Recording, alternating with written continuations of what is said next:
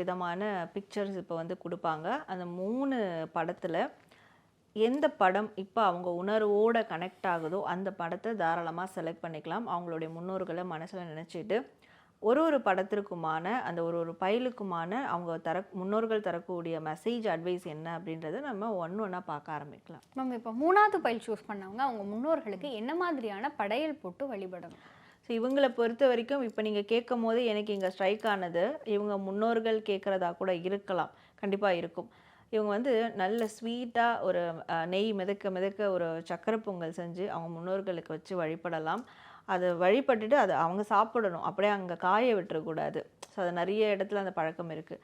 So அதை அவங்க வந்து சாப்பிடணும். ஸோ அவங்க முன்னோர்கள் சிவனடி சேர்ந்துருப்பாங்க இல்லையா, அந்த தினம் அந்த நாள் இருக்கும் இல்லையா, அந்த நாள் அன்னைக்கு கூட இவங்க அந்த சர்க்கரை பொங்கலை வந்து செஞ்சு முன்னோர்களுக்கு வச்சு அவங்க வந்து சாப்பிடலாம். இல்லை மாதத்தில் ஒரு நாளாவது செய்ய முடிஞ்சால் பார்க்கலாம். ஸோ இதை செய்யும் போது அவங்களுடைய வாழ்க்கையும் இனிப்பான ஒரு வாழ்க்கையாக மாற ஆரம்பிக்கும். தீபம் விளக்கேற்றும் எண்ணெய், ஒரு தெய்வீக அனுபவம்.